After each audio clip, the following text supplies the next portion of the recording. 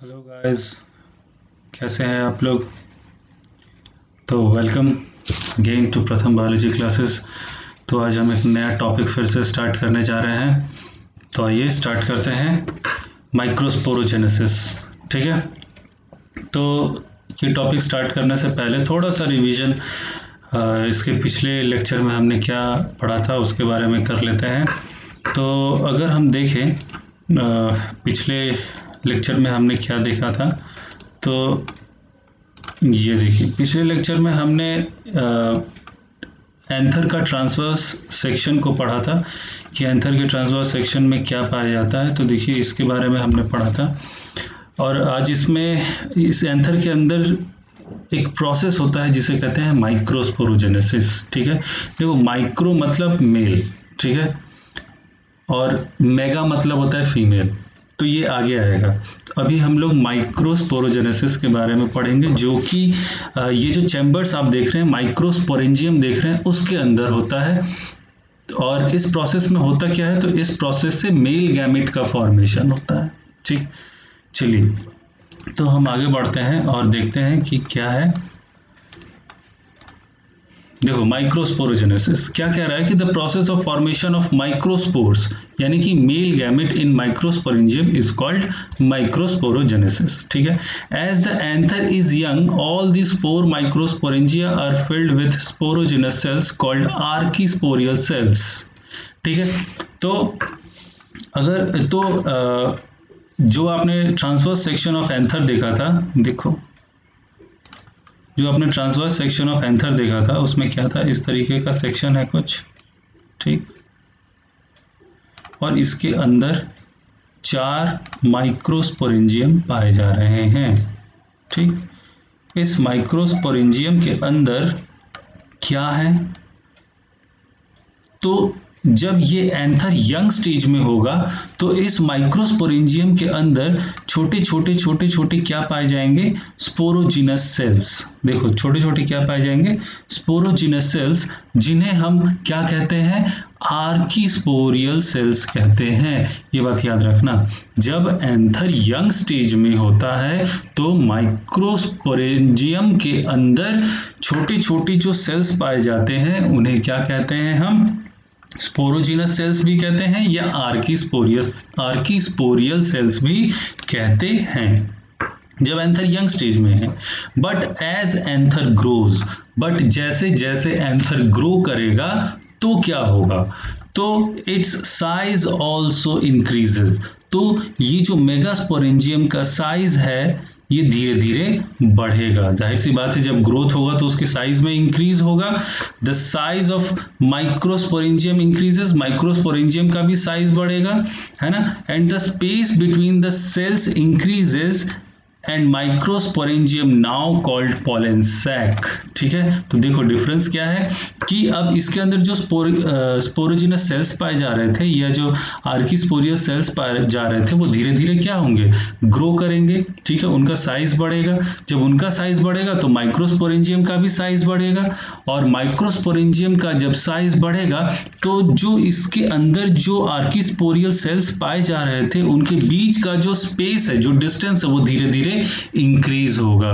ठीक है, और इस माइक्रोस्पोरेंजियम को हम क्या कह रहे हैं, इस माइक्रोस्पोरेंजियम को हम कह रहे हैं पॉलन सैक। ठीक है, sporogenous cells are capable of forming microspores. तो इसके अंदर जो स्पोरोजिनस सेल्स पाए जाते हैं उनमें ये कैपेसिटी होता है कि वो सारे के सारे सेल्स माइक्रोस्पोर्स बना सकते हैं, लेकिन सभी स्पोरोजिनस सेल्स वो माइक्रोस्पोर्स में कन्वर्ट नहीं होते हैं। देखो आगे यही लिखा है, not all the sporogenous cells converts into microspores, rather few degenerates which is utilized by these sporogenous cells. तो सारे के सारे स्पोरोजिनस सेल्स कन्वर्ट नहीं होते हैं माइक्रोस्पोर्स में, बल्कि कुछ स्पोरोजिनस सेल्स जो है वो डीजेनरेट कर जाते हैं। क्योंकि उनको यूज कर लिया जाता है दूसरे माइक्रोस्पोर्स के द्वारा, है ना, ताकि वो फर्दर ग्रो कर सके और क्या बना सके, माइक्रोस्पोर मदर सेल। ये बात याद रखना, ठीक है, ताकि वो क्या बना सके, माइक्रोस्पोर मदर सेल, या इसे हम पॉलन मदर सेल भी कहते हैं। P for pollen, pollen mother cell, ठीक है। Which will undergo meiosis to form microspore, तो माइक्रोस्पोर मदर सेल बनने के बाद उसमें क्या होगा, मियोसिस का डिवीजन होगा, मियोसिस का प्रोसेस होगा, जिससे कि वो क्या बनाएगा, माइक्रोस्पोर बनाएगा। फाइन। अच्छा, नेक्स्ट देखो ये क्या कह रहा है कि the pollen grains of a tetrad grow and separate from one another. अब देखो, अब जब माइक्रोस्पोर बन गया, ठीक है, तो माइक्रोस्पोर बनने के बाद वो किस में कन्वर्ट होगा, पॉलन ग्रेन में कन्वर्ट होगा, उसमें मियोसिस, माइक्रोस्पोर में मियोसिस का प्रोसेस होगा, उसके बाद क्या बनेगा, पॉलन ग्रेन बनेगा। अब ये जो पॉलन ग्रेन बनेगा तो ये टेट्राड के फॉर्म में बनेगा, ठीक है। टेट्राड मतलब, टेट्रा मतलब चार, ठीक है, यानी कि एक माइक्रोस्पोर आपका चार आपका पॉलन ग्रेन बनाएगा, जो कि एक टेट्राड के एक साथ आपस में अटैच होगा, जिसे हम क्या कह रहे हैं, माइक्रोस्पोर टेट्राड, ठीक है। वही लिखा है कि the pollen grains of a tetrad grow and separate from one another.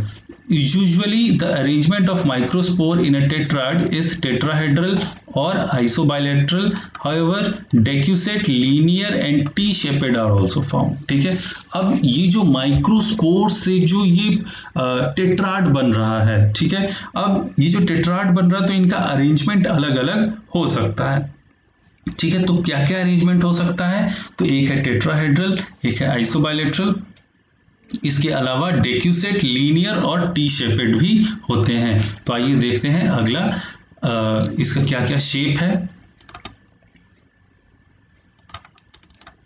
देखो, तो ये है आपका अरेंजमेंट्स ऑफ माइक्रोस्पोर टेट्राड। देखो, तो सबसे पहला शेप क्या है, टेट्राहेड्रल। देखो, सबसे पहला शेप है आपका टेट्राहेड्रल। तो टेट्राहेड्रल में क्या बताया गया, देखो, एक माइक्रोस्पोर कितना पॉलन ग्रेन बनाएगा, चार, ठीक है, और चारों आपस में क्या होंगे, अरेंज होंगे इस तरह से कि उसको हम क्या कह रहे हैं, माइक्रोस्पोर टेट्राड बोल रहे हैं, ठीक। अब इनका अरेंजमेंट अलग अलग हो सकता है। तो पहला है आपका टेट्राहेड्रल, ठीक है, टेट्राहेड्रल में चार है, तो देखो यहाँ क्या है, 1 2 3, और चौथा इसके पीछे है, ठीक है। तो पीछे वाला व्यू तो हम नहीं दिखा सकते, ठीक है, तो यहाँ पे हम आपको चार दिखा रहे हैं, यहाँ पे तीन ही दिखा रहे हैं, जो चौथा है वो इसके पीछे है। तो इस तरह के अरेंजमेंट को हम कहते हैं टेट्राहेड्रल। नेक्स्ट इज आइसोबाइलेट्रल, ठीक है। तो देखो, इसमें चार आपके पॉलन ग्रेन दिखाई दे रहे हैं, ठीक है, तो इसे हम क्या कह रहे हैं, माइक्रोस्पोर टेट्राड। इनका अरेंजमेंट अलग अलग है। इस तरह के अरेंजमेंट को हम डेक्यूसेट कहते हैं, इस तरह के अरेंजमेंट को हम टी शेपेड कहते हैं, और इस तरह के अरेंजमेंट को हम लीनियर कहते हैं। इसे आप लोग ड्रॉ कीजिएगा, ठीक है, इसे आप लोग ड्रॉ करके कॉपी में प्रैक्टिस कीजिएगा, ठीक है। ओके, नेक्स्ट अगर हम देखें तो यहाँ पे देखिए पॉलन ग्रेन के बारे में कुछ बताया गया है, ठीक है। देखो, पॉलन मदर सेल, ठीक है, या हम इसे क्या कह रहे हैं, माइक्रोस्पोर मदर सेल, ये हमारा एमएमसी है। देखो, इसमें क्या है, एक हमारा एमएमसी है, माइक्रोस्पोर में ये हमारा क्या है, पूरा ये जो बाहर आप जो ये लाइनिंग देख रहे हैं, ये देखो, ये जो आप लाइनिंग देख रहे हैं, what is this, this is microsporangium का लाइनिंग है ये, ठीक। और इसके अंदर क्या बने हैं, ये पॉलन मदर सेल है ना, या इसे हम क्या कहेंगे, माइक्रोस्पोर मदर सेल, ठीक। अब क्या होगा, इसमें डिवीजन होगा, ठीक है। तो डिवीजन हो रहा है, देखो डिवीजन हो कि ये किस फॉर्म में आया, तो टेट्राड के फॉर्म में आया, ठीक। अब टेट्राड के फॉर्म में आने के बाद कि जो टपीटम का जो लेयर है वो कैलेज सीक्रेट किया, ठीक है, कैलेज सीक्रेट किया, और यही कैलेज क्या करता है, इनके आपस में जो ये कैलोज का जो अटैचमेंट है उसको वो डिसॉल्व कर देता है, और सभी पॉलन ग्रेन आपस में फ्री हो जाते हैं, ठीक। और उसके बाद हर एक पॉलन ग्रेन क्या करता है, जर्मिनेट करता है, ठीक है, और जर्मिनेट करने के बाद इस तरीके से पॉलन ग्रेन का, पॉलन ट्यूब का फॉर्मेशन होता है, ठीक। चलो आगे देखें। देखो, इस डायग्राम को जरा समझो। Development of pollen grain and pollen tube. ठीक है, देखो ये क्या है, ये एक एमएमसी है, माइक्रोस्पोर मदर सेल। ठीक, इसमें एक सबसे पहला मियोसिस का डिवीजन हुआ, देखो ये डिप्लॉयड है, डिप्लॉयड से किस में कन्वर्ट हुआ, हैप्लॉयड में कन्वर्ट हुआ। ठीक है, मियोसिस रिडक्शनल डिवीजन हुआ, हैप्लॉयड में कन्वर्ट हो गया, हैप्लॉयड में कन्वर्ट होने के बाद अब इसमें क्या हुआ, माइटोसिस का डिवीजन हुआ, तो फिर ये दो बनाया। ठीक है, इसमें भी माइटोसिस का डिवीजन हुआ तो ये दो बनाया, तो ये टेट्राड के फॉर्म में हो गया। ठीक, माइक्रोस्पोर टेट्राड, इनका अरेंजमेंट अलग अलग है, अभी आपने देखा tetrahedral, isobilateral, decussate, linear, T shaped, ये सारा इनका अरेंजमेंट है। ठीक है, और फिर यही आगे चल के जब फ्री हो जाएंगे, ठीक है, जब इनके जो बीच में जो कैलोस का जो डिपोजिशन था वो डिसॉल्व कर दिया जाएगा कैलेस के द्वारा, तो ये फ्री हो जाएंगे। ठीक है, और इनमें इस तरीके से ये दो मेल गैमेट का फॉर्मेशन हो जाएगा और फिर ये पॉलन ट्यूब का फॉर्मेशन होगा। ये देखो यहाँ पे ये पॉलन ट्यूब का फॉर्मेशन हो रहा है। ठीक है, देखो this are the two sperm male nuclei. ठीक है, ये पॉलन ट्यूब हो गया। ठीक, ये ट्यूब न्यूक्लियस। तो अभी हम लोग देखेंगे कि आगे पॉलन ग्रेन के अंदर और कौन कौन से स्ट्रक्चर होते हैं। तो इसमें आप याद रखना कि एमएमसी से जो माइक्रोस्पोर टेट्राड बनने तक में कितने डिवीजन हो रहे हैं, तो एक मियोसिस हो रहा है और 2 बार माइटोसिस हो रहा है। ठीक है, तो microspore tetrad is formed by the result of 1 meiosis and 2 mitosis division in MMC. Clear? Next.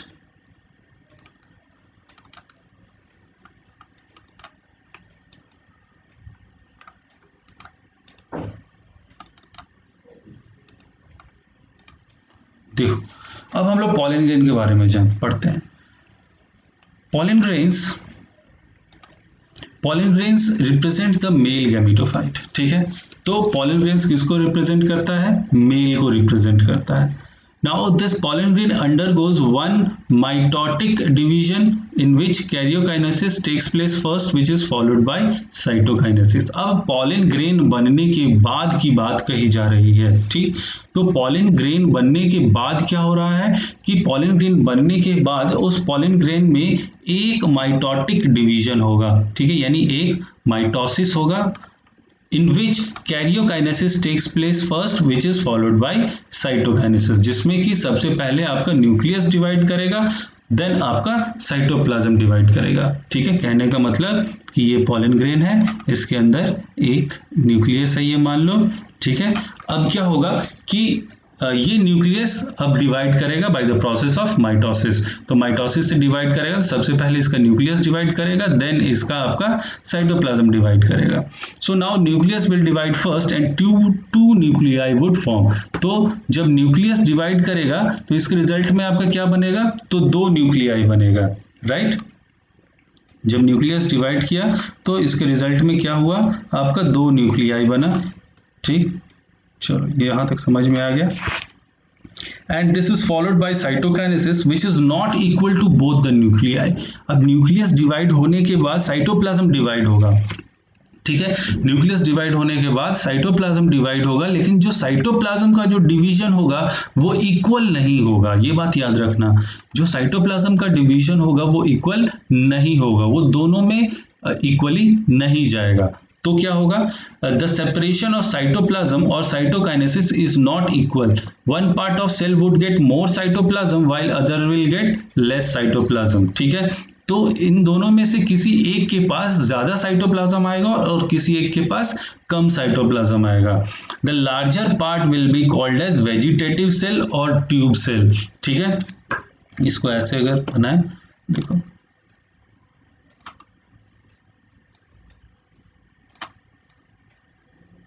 इस तरह से।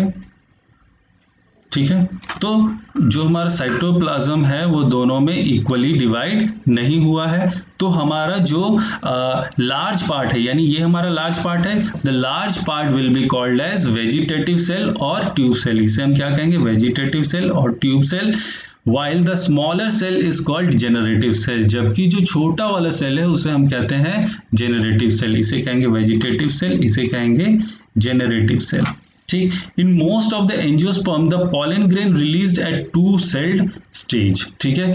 तो जितनी भी आप एंजियोस्पर्म प्लांट देखते हैं उसमें जो पॉलन ग्रेन रिलीज होता है वो इसी टू सेल्ड स्टेज में रिलीज होता है। प्लांट से जो रिलीज होता है पॉलन ग्रेन वो इसी टू सेल्ड स्टेज में रिलीज होता है, ठीक है। तो टू सेल्ड स्टेज में क्या क्या है, एक आपका ट्यूब सेल है या वेजिटेटिव सेल है और दूसरा आपका जेनरेटिव सेल है, ठीक।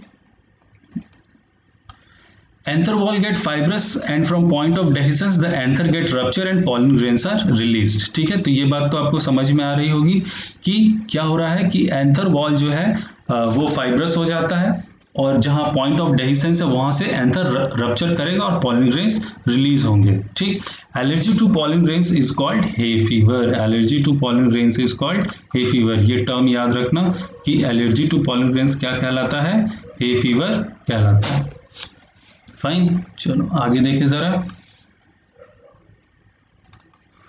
ये देखो, ये डायग्राम से समझो स्ट्रक्चर ऑफ पॉलन ग्रेन। इसमें क्या कहा गया कि देखो ये बहुत सारे तरह के पॉलन ग्रेन्स होते हैं, ठीक है।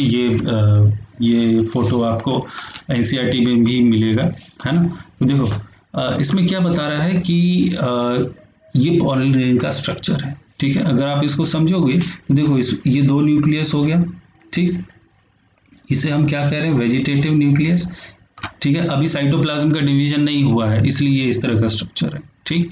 इसे हम कह रहे हैं वेजिटेटिव न्यूक्लियस या इसे हम ट्यूब न्यूक्लियस भी कहेंगे, है ना, ट्यूब न्यूक्लियस, ठीक है। And second one is generative nucleus which will fertilize an ovum to produce seed, ठीक है। तो ये बाद की बात है, ठीक है। अभी के लिए आप ये ध्यान रखो कि ये जेनरेटिव न्यूक्लियस है। अच्छा, अब अगर इसके आउटर पार्ट की बात करें, ठीक है, देखो this is the outer coat, ये जो लेयर आप देख रहे हैं दिस इज आउटर कोट, ठीक है। And this is inner coat, ठीक है। ये जो लेयर है ये इसका इनर कोट है और ये क्या है, आपका पोर है, ठीक है। ये आपका पोर है, इसे हम जर्म पोर भी कहते हैं, ठीक है। तो आपने पढ़ा है पिछले क्लास में कि स्पोरोपोलेनिन के बारे में, ठीक है। स्पोरोपोलेनिन क्या होता है, it is a substance which is highly resistible in the living world. ये एक ऐसा सब्सटेंस है, एक ऐसा पदार्थ है जो कि इस पूरे जीव जगत में सबसे ज्यादा हाईली रेसिस्टेबल है, ठीक है। जिससे कि इसका आउटर कोट बनता है, जिससे कि इसका आउटर कोट बनता है। इसके आउटर कोट का एक नाम है जिसे हम कहते हैं एक्साइन, EXINE, एक्साइन, ठीक है।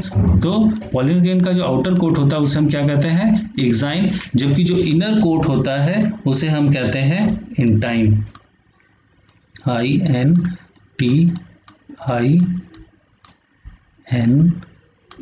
इंटाइन, ठीक।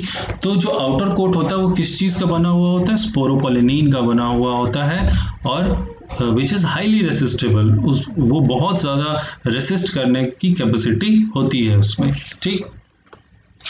तो ये था आपका पॉलन ग्रेन का स्ट्रक्चर। अब इसी में क्या होगा, अब इसमें फिर डिवीजन होगा, ठीक है। साइटोप्लाज्म का जब साइटोप्लाज्म डिवाइड करेगा तो वो साइटोप्लाज्म इक्वली डिवाइड नहीं करेगा, एक में ज्यादा जाएगा दूसरा में कम जाएगा।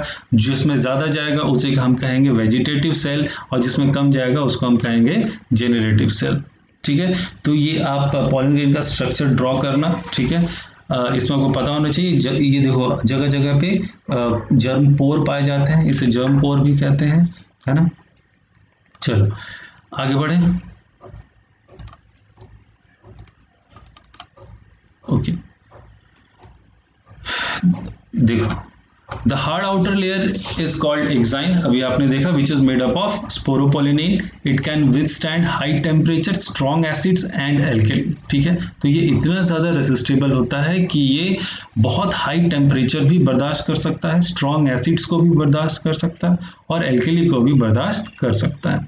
The inner wall of pollen grain is called intine, जो इनर लेयर होता है उसे हम क्या कह रहे हैं, इंटाइन कह रहे हैं, जो किस चीज का बना हुआ होता है, सेल्यूलोज एंड पेक्टिन का। ये दो सब्सटेंस है जिससे आपका इंटाइन बना हुआ होता है। ये याद रखना कि एक्साइन किस चीज का बना हुआ होता है और इंटाइन किस चीज का बना हुआ होता है, ठीक है। ये इंपॉर्टेंट है।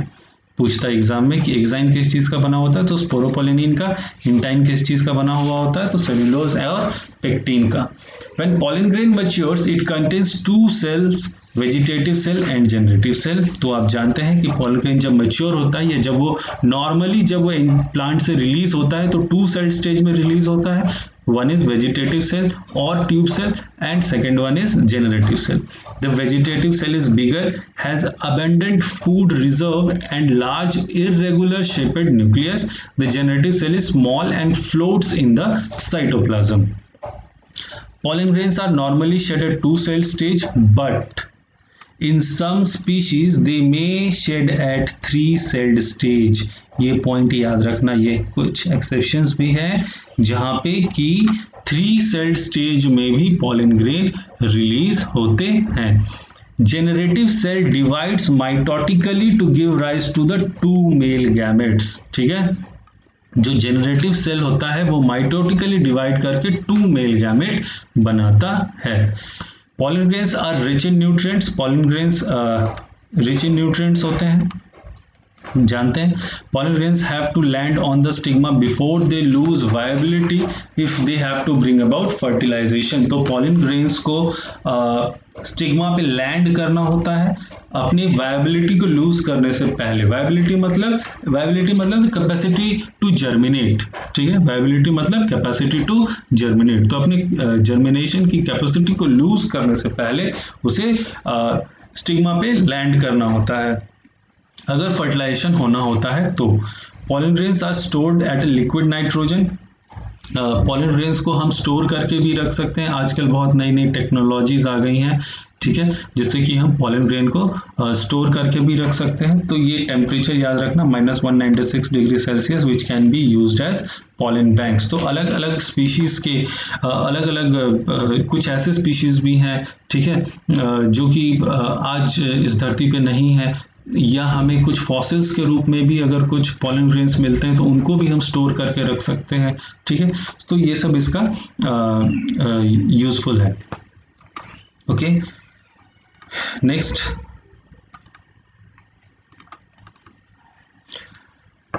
ठीक है, तो आज के लिए इतना ही। तो नेक्स्ट क्लास में हम लोग देखेंगे कि पिस्टिल या मेगास्पोरेंजियम या ओव्यूल एंड एम्ब्रियोसैक के बारे में हम लोग देखेंगे। तो ये था अभी तक का आपका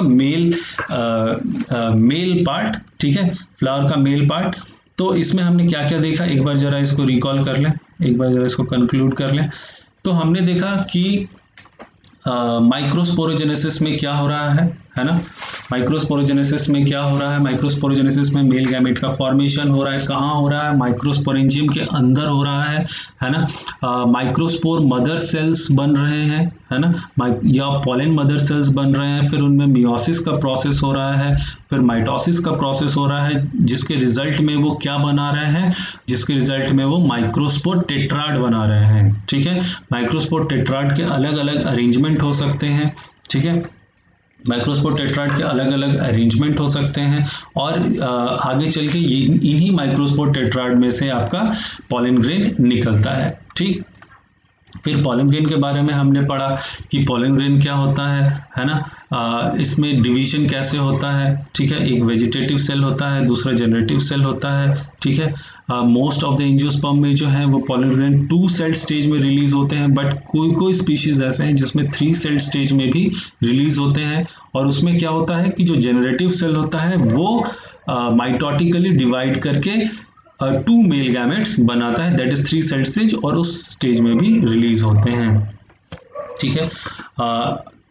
ये याद रखना कि allergy to pollen grains is called hay fever, है ना। हमने पॉलन ग्रेन का स्ट्रक्चर देखा, outer layer is called exine while inner layer is called intine, है ना। एंड एक्साइन किस चीज का बना होता है, इंटाइन किस चीज का बना होता है। So all this things are which are important. Okay, thank you so much, see you tomorrow.